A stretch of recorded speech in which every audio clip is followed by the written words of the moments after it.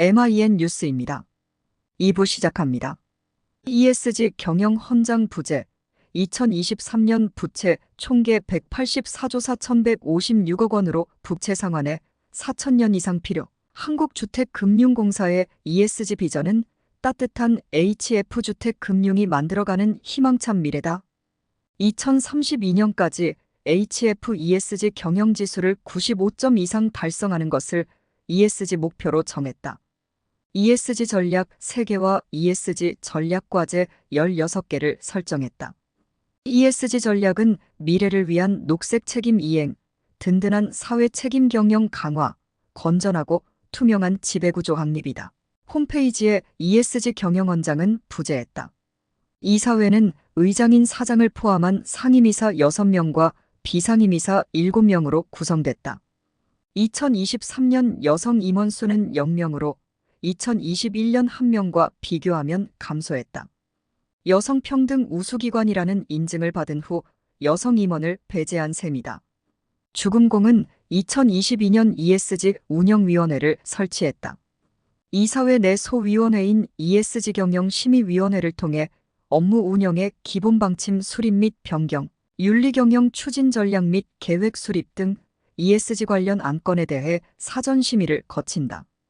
위원회는 비상임이사 1인 이상을 포함한 2인 이상의 이사와 안건발의부서 담당 임원으로 구성된다. 최근 5년간 종합청렴도 평가 결과는 2019년 2등급, 2020년 3등급, 2021년 2등급, 2022년 2등급, 2023년 2등급으로 2020년에 3등급으로 하락된 이후 2021년 2등급을 회복했다. 2023년 자본 총계는 4조 5,108억 원으로 2021년 3조 9,574억 원과 비교해 13.98% 증가했다. 2023년 부채 총계는 184조 4,156억 원으로 2021년 157조 6,786억 원과 비교해 16.96% 증가했다. 2023년 부채 비율은 647.60%로 2021년 270.94%와 비교해 급증했다.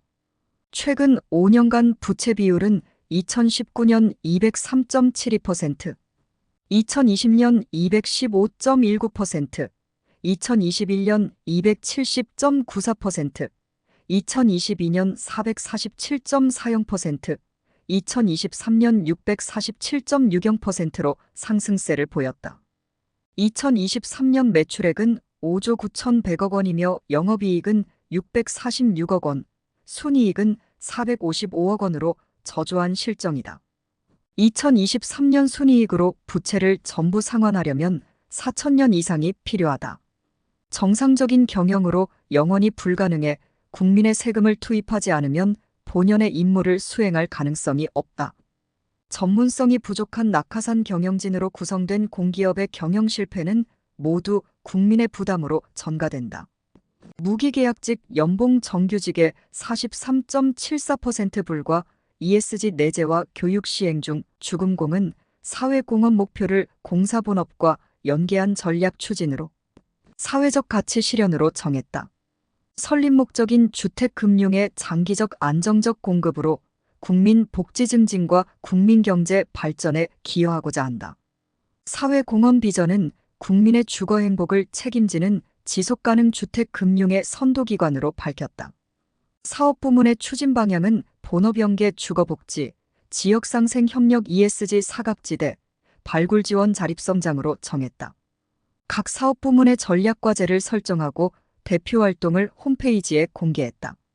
2022년 국정감사에서 주금공의 전세 보증이 지방과 중저신용자보다 수도권과 고신용자에게 집중됐다는 지적을 받았다.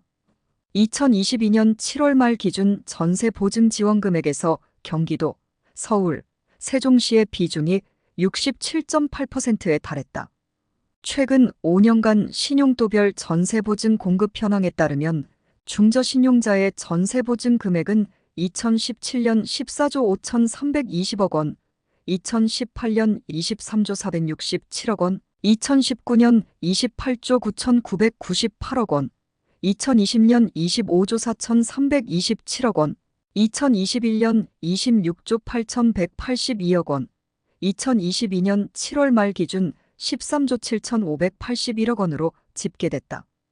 2023년 정규직 1인당 평균 보수액은 9,056만 원으로 2021년 8,828만 원과 비교해 2.58% 인상됐다. 2023년 정규직 여성의 평균 보수액은 7,749만 원으로 남성의 평균 보수액인 9,826만 원의 78.87%였다. 2023년 무기계약직의 1인당 평균 보수액은 3,961만 원으로 2021년 3,863만 원과 비교해 2.54% 증가했다. 2023년 무기계약직 여성의 1인당 평균 보수액은 4,278만 원으로 남성의 평균 보수액인 3,583만 원의 119.4%로 여성의 보수액이 남성보다 높았다. 2023년 무기계약직의 연봉은 정규직 연봉의 43.74%로 절반도 되지 않는 수준이었다. 2021년 무기계약직의 정규직 대비 연봉 비율인 43.75%와 비교해 근소하게 하향했다.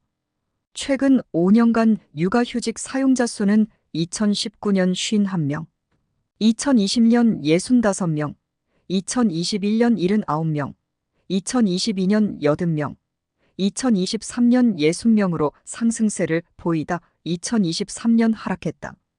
최근 5년간 남성의 육아휴직 이용률은 2019년 7.8%, 2020년 10.8%, 2021년 13.9%, 2022년 21.3%, 2023년 20.0%로 2022년 이후 20%대를 기록했다. 최근 5년간 기부 금액은 2019년 25억 3,281만 원, 2020년 36억 8,528만 원, 2021년 36억 9,013만 원, 2022년 37억 6,911만 원, 2023년 33억 54만 원으로 2020년 급증한 이후 2023년 감소했다. 2023년부터 연차보고서와 지속가능 경영보고서를 통합해 HF 통합보고서로 발간했다.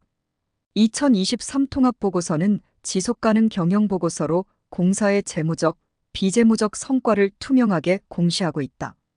주금공의 인재양성 교육은 공직생애 주기별 직무 맞춤 교육, 디지털 전문 교육 확대, ESG 내재화 교육 등이다.